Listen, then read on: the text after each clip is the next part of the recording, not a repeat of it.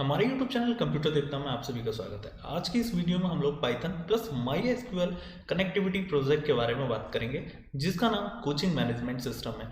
ये प्रोजेक्ट आप लोगों के लिए मात्र 100 लाइंस में बनाया गया है। इसलिए कोई भी आप प्रोजेक्ट बनाए तो उसमें 5 फंक्शंस बहुत मेन होते हैं, जैसे रिकॉर्ड को ऐड करना, रिकॉर्ड को डिलीट करना, रिकॉर्ड को अपडेट करना, रिकॉर्ड को सर्च करना और रिकॉर्ड को डिस्प्ले करना। तो चलिए हम बात करते हैं और बताते हैं आपको कि ये प्रोजेक्ट का काम क्या है। तो जैसे आप देख रहे हैं, कोचिंग मैनेजमेंट सिस्टम से रिलेटेड यहाँ पर पांचों के पांचों फंक्शंस हैं।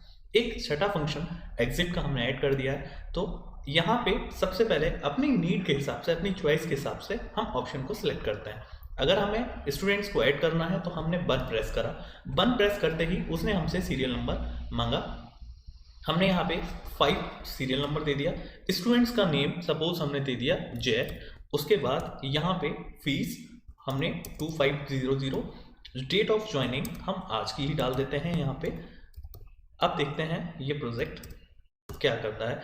इसने हमारे रिकॉर्ड को स्टोर कर दिया। अगर हम सारे रिकॉर्ड को देखना चाहें तो 3 प्रेस करें, यानी हमें डिस्प्ले ऑप्शन कराना है। हमने 3 प्रेस करा और 3 प्रेस करते ही हमारा सारा रिकॉर्ड डिस्प्ले हो गया। तो शायद अब इस प्रोजेक्ट के बारे में आप लोग समझ गए होंगे कि कैसे कैसे ये काम करेगा। स्टूडेंट ऐड कर देगा, सर्च करेगा, अपडेट करेगा, डिस्प्ले करेगा। तो इस तरीके से ये प्रोजेक्ट है। अब हम डायरेक्ट इसकी कोडिंग पर चलते हैं कि आखिर ये काम और इसकी कोडिंग क्या है।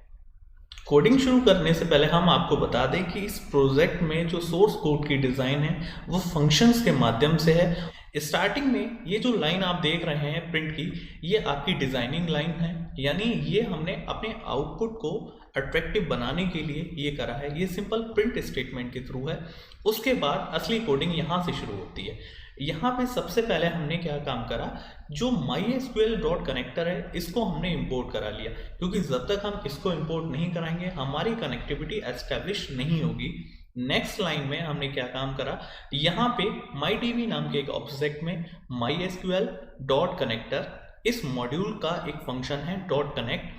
इस फंक्शंस को हमने यूज करा और सारे जो MySQL के जो भी हमारा डेटा है वो यहाँ पे सारा लिखा। जैसे होस्ट हमारा लोकल होस्ट होगा, उसके बाद यूज़र इसका रूट होगा और पासवर्ड यहाँ पे 1 2 3 4 5 यूज़ करा है।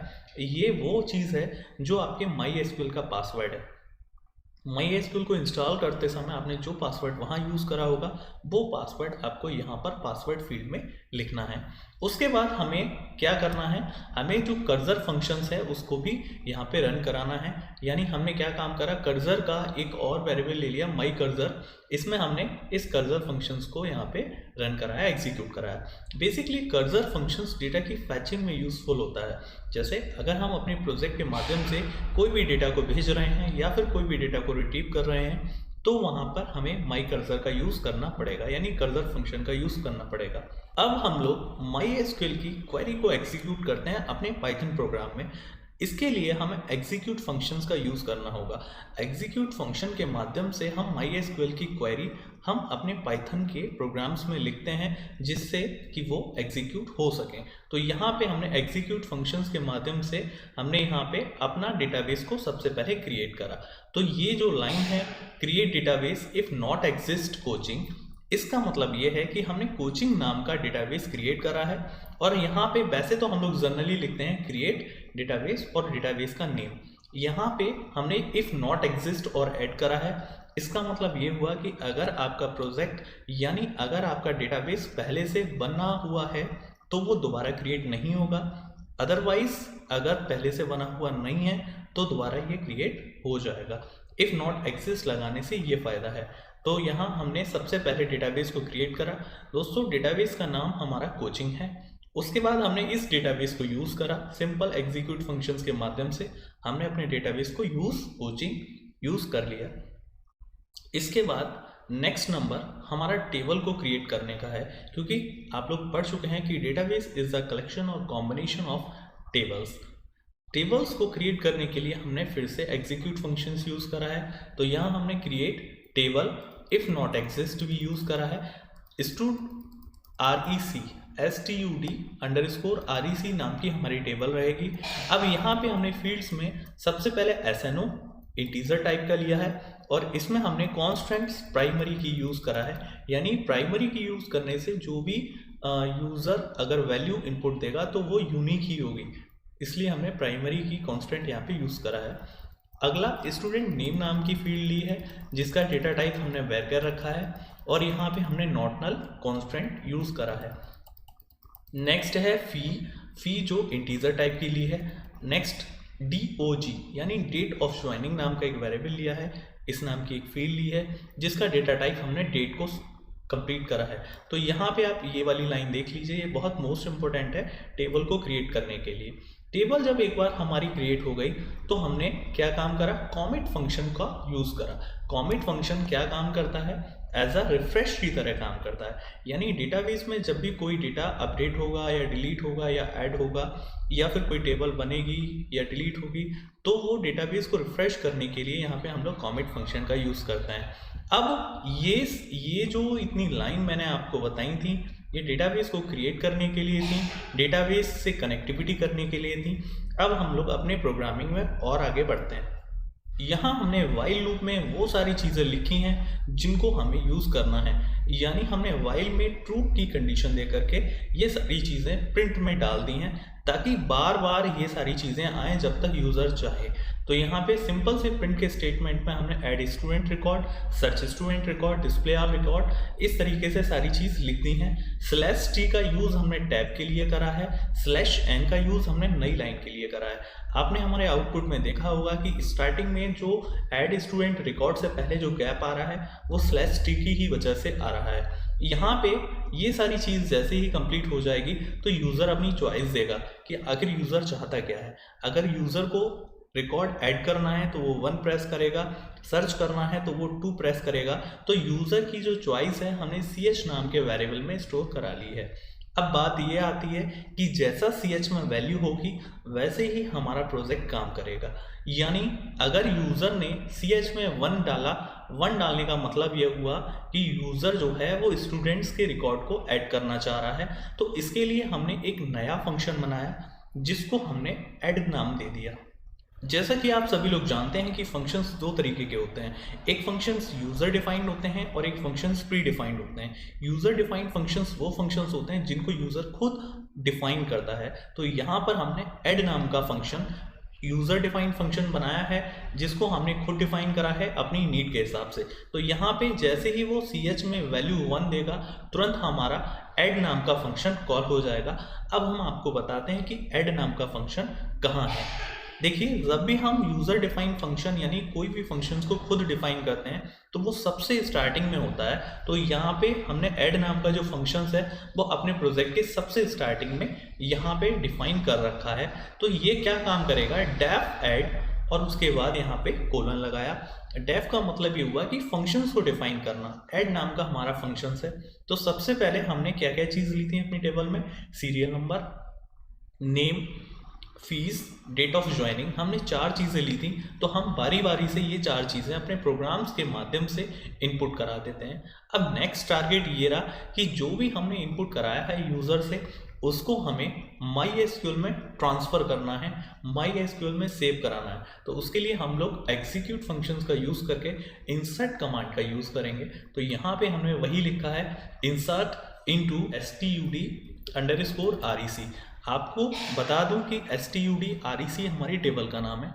यहाँ पे ये लाइन सबसे मोस्ट इम्पोर्टेंट है कि कैसे हमारा डेटा पाइथन प्रोग्राम्स की मदद से SQL में सेव होता है। तो यहाँ SNO, STU, नेम, फी और DOJ ये 4 चीज़ें हैं। इन चारों के यहाँ नाम लिखे, उसके बाद वैल्यूज़ लिखी, फिर हमने यहाँ पे %d, %s, %d, %s use करा है। आपकी जानकारी के लिए बता दूं कि इंटीजर वैल्यू के लिए हम लोग %d का यूज़ करते हैं और स्ट्रिंग टाइप की वैल्यू के लिए या फिर वैरचर टाइप की वैल्यू के लिए, जिनका डेटा टाइप वैरचर होता है उनके लिए हम लोग %s का यूज़ करते हैं।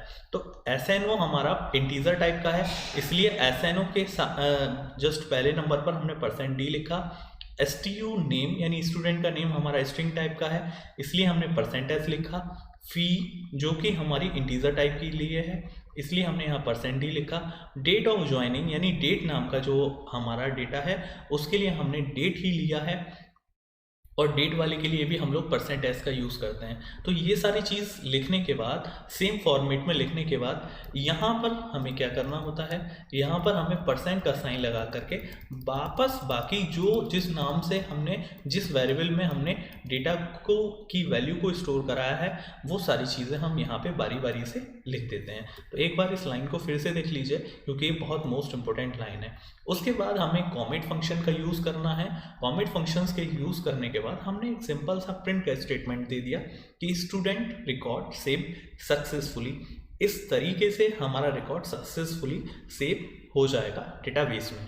इसी तरीके से अगर यूज़र को हमारा रिकॉर्ड सर्च करना है तो उसको 2 प्रेस करना होगा, डिस्प्ले कराना है तो 3 प्रेस करना होगा, और अपडेट कराना है तो 4 प्रेस करना होगा, डिलीट करना है तो 5 प्रेस करना होगा, एग्जिट करना है तो 6 प्रेस करना होगा, और कुछ भी नहीं करना है तो वो एल्स का स्टेटमेंट हो गया।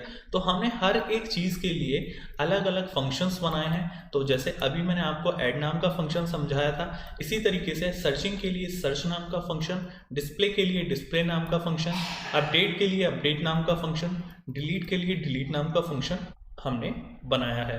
तो अब हम चलते हैं इन फंक्शंस की डेफिनेशंस की तरफ। तो जब भी ये फंक्शंस कॉल होंगे, ये सबसे पहले डेफिनेशंस पर जाएंगे, और डेफिनेशंस हमेशा प्रोग्राम्स के स्टार्टिंग में होती है। तो अभी हमने आपको ऐड नाम का फंक्शन समझाया, अब बारी है सर्च नाम के फंक्शन समझने की। तो सर्च नाम के फंक्शंस में हमने सबसे पहले प्रिंट की लाइन में एक सिंपल सा स्टेटमेंट दे दिया, search for the student data. इसमें क्या होगा, इसमें हम लोग सीरियल नंबर के हिसाब से सर्च करेंगे, यानी सीरियल नंबर हम यूज़र से पढ़वाएंगे। यूज़र से पढ़वाने के बाद हम देखेंगे कि हमारे एसक्यूएल वाले रिकॉर्ड में उस सीरियल नंबर से रिलेटेड रिकॉर्ड है या नहीं है। रिकॉर्ड मिलता है तो उसको हम लोग प्रिंट आउट करा लेंगे। तो यहाँ पे हमने सबसे पहले सीरियल नंबर को SNO नाम के वेरिएबल में यूज़र से इनपुट करा लिया। फिर हमने कौन सी क्वेरी एग्जीक्यूट कराई, select asterisk from student REC where SNO equals to this. यानी यहाँ पे ये जो टेक्निक यूज़ करी गई है ये SNO से है। अगर आपको याद हो तो SQL में हम लोग अगर कोई भी एक सिंपल रिकॉर्ड देखते थे तो उसमें हम लोग वेयर की कंडीशन लगाते थे। तो यहाँ पर भी हमने वेयर की कंडीशन लगाई है। उसके बाद हमने क्या काम करा, ये जो सारी चीज़ है एग्जीक्यूट होकर के ये हमारे माई का कर्सर में आ जाएगी, और यहाँ पे हमने फॉर का लूप लगाकर इसको हमने डिस्प्ले करा दिया। और यहाँ पे दो जो प्रिंट वाली जो लाइन है, इनसे हमने आउटपुट में उसको बढ़िया अट्रैक्टिव बनाने के लिए ये सारी लाइनें हमने यूज़ करी हैं। अब हम अगला बढ़ते हैं अगले फंक्शंस की तरफ। अगला फंक्शन डिस्प्ले नाम से है। डिस्प्ले फंक्शंस का काम ये है, ये सारे डाटा को जितने भी रिकॉर्ड हैं उन सबको ये डिस्प्ले करा देगा। तो यहाँ पे शुरू की जो 3 लाइनें हैं ये प्रिंट के सिंपल से स्टेटमेंट है, जिससे हमारा आउटपुट अट्रैक्टिव तरीके से दिख सके। और यहाँ पर हमने एग्जीक्यूट फंक्शंस की मदद से अपनी सेलेक्ट एस्टिक फ्रॉम टेबल का नेम ये क्वेरी हमने एग्जीक्यूट करा दी है। और फेच ऑल फंक्शंस के थ्रू हमने सारे जितने भी रिकॉर्ड्स हैं वो हमने फेच करा दिए। तो दोस्तों फेच ऑल फंक्शंस जो कि जितने भी रिकॉर्ड हैं हमारे टेबल में उन सबको फैच करने के लिए यूज़फुल होता है। ये 3 तरीके के होते हैं, फैच 1, फैच मैनी और फैच ऑल। फैच 1 के माध्यम से आप केवल एक रिकॉर्ड को फैच कर सकते हैं। फैच मैनी फंक्शंस के माध्यम से आप एक से ज़्यादा रिकॉर्ड्स को फैच कर सकते हैं। और फैच ऑल फंक्शंस के माध्यम से आप जितने भी रिकॉर्ड्स टेबल के अंदर जितने भी रिकॉर्ड्स हैं उन सभी को आप एक साथ फैच कर सकते हैं। तो हमें सारे रिकॉर्ड्स को डिस्प्ले करना है, इसलिए हमने फैच ऑल फंक्शंस का यूज़ करा। फिर कॉमेट फंक्शंस का यूज़ करके हमने सारे डेटा को अपना रिट्रीव कर लिया, और यहाँ पर फॉर लूप का यूज़ करके हमने अपने डेटा को अट्रैक्टिव तरीके से शो करा दिया। नेक्स्ट फंक्शन हमने अपडेट नाम का फंक्शन बनाया। इस फंक्शंस के माध्यम से हम अपने डेटा को अपडेट कराएंगे। हम आपको बता दें कि यहाँ पे इस प्रोजेक्ट में हमने सिर्फ फीस को अपडेट करने के लिए ही कोडिंग करी है। यानी सबसे पहले हम यूज़र से सीरियल नंबर पूछेंगे और हम उस सीरियल नंबर की फ़ीस को अपडेट कर पाएंगे। तो यहाँ पे सबसे पहले हमने सीरियल नंबर इनपुट करा लिया। उसके बाद हमने न्यू फीस यानी जो फीस हमें अपडेट करनी है उसकी हमने वैल्यू ले ली, यानी नई वाली फीस की। फिर हमने क्या काम करा, अपनी क्वेरी में यहाँ लिख दिया अपडेट टेबल का नाम सेट फी और यहाँ पर पैरेंथेसिस दे दिए, where serial number equals to again parenthesis.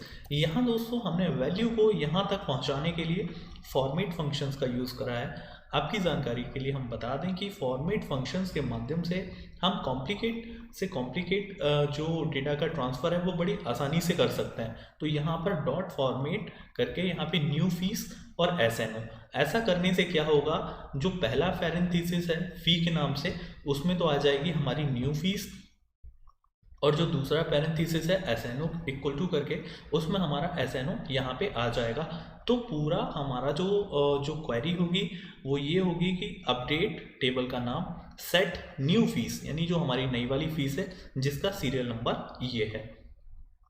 उसके बाद हमने एग्जीक्यूट फंक्शन के माध्यम से अपनी क्वेरी को एग्जीक्यूट करा और यहाँ पर दोबारा से हमने क्या काम करा, अब हमारी जो टेबल है, जो रिकॉर्ड है वो अपडेट हो चुका। अब हम उसको डिस्प्ले भी कराना चाहते हैं, तो डिस्प्ले कराने के लिए हमने दूसरी क्वेरी यूज़ करी। उसके लिए हमने लिखा select asterisk from student record where serial number equals to this, यानी जिस सीरियल नंबर को हमने यूज़र से इनपुट कराया था हमने उसी को अपडेट करा और अब हम उसी को डिस्प्ले कराना चाह रहे हैं। इसीलिए हमने इस क्वेरी में हमने वेयर क्लॉज का यूज़ करा है। क्वेरी एग्जीक्यूट करने के बाद डेटा को डिस्प्ले कराने के लिए हमने यहाँ पर फॉर लूप का यूज़ करा है। फॉर लूप के माध्यम से हम अपने जो अपडेटेड डेटा है सिर्फ उसी को ही हम यहाँ पे रन यानी फैच करा रहे हैं और डिस्प्ले करा रहे हैं। अगला फंक्शन हमारा डिलीट फंक्शन है। इस फंक्शंस के माध्यम से हम अपने रिकॉर्ड को डिलीट करा रहे हैं। सबसे पहले हम यूज़र से सीरियल नंबर जानना चाहते हैं, सीरियल नंबर इनपुट कराना चाहते हैं, उसी सीरियल नंबर को हमें डिलीट करना है। तो यहाँ पे सबसे पहले सीरियल नंबर ले लिया, वी नाम के वेरिएबल में हमने अपनी क्वेरी को लिख लिया, यानी डिलीट फ्रॉम टेबल का नेम जहाँ पर सीरियल नंबर ये हो, यानी हमने यहाँ वेयर क्लॉज का यूज़ करके सीरियल नंबर में हमने फॉर्मेट फंक्शंस का यूज़ करा है। उसके बाद हमने एग्जीक्यूट फंक्शंस के माध्यम से अपनी वी को, यानी यहाँ पर जहाँ वी में हमारी पूरी क्वेरी थी उसको हमने एग्जीक्यूट करा लिया। एग्जीक्यूट कराने के बाद हमारा रिकॉर्ड सक्सेसफुली डिलीट हो जाएगा। तो इस तरीके से हमने यहाँ पे अपने सारे फंक्शंस जो बनाए थे वो हमने यहाँ पे शो कर दिए, यानी add function, search function, display functions, update functions और डिलीट फंक्शंस। अब इस प्रोजेक्ट को एक बार मैं फिर से रन करा कर आपको दिखाता हूँ। तो यहाँ रन पे क्लिक करना है, रन मॉड्यूल पे क्लिक करना है। उसके बाद ये पूरा प्रोजेक्ट हमारा इस तरीके से आ गया। अब सबसे पहले हम डिस्प्ले कराते हैं अपने सारे रिकॉर्ड्स को। तो उसके लिए हमने 3 प्रेस करा। जैसे ही 3 प्रेस करा हमारा सारा रिकॉर्ड जो है वो डिस्प्ले हो गया।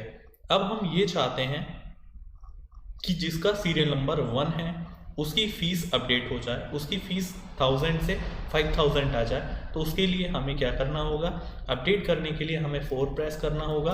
4 प्रेस करते ही उसने हमसे सीरियल नंबर पूछा, तो हमने सीरियल नंबर डाला 1 डालने के बाद हमने नई फ़ीस डाली इसकी 5000। उसके बाद हमने एंटर कर दिया। तो देखिए यहाँ पर जहाँ जिसकी जो फीस 1000 थी अब उसकी फ़ीस 5000 हो गई। तो इस तरीके से ये हमारा प्रोजेक्ट काम करेगा। अगर आपको हमारा प्रोजेक्ट अच्छा लगा हो और अगर आपको ये प्रोजेक्ट का सोर्स कोड चाहिए तो कमेंट बॉक्स में अपना ईमेल आईडी ज़रूर टाइप करें और हमारे चैनल को सब्सक्राइब करें। क्लास 12 की और क्लास 11 की पूरी बेसिक ट्यूटोरियल वीडियोस हमारे प्लेलिस्ट में मिल जाएंगी। Thank you and thank you for watching my videos.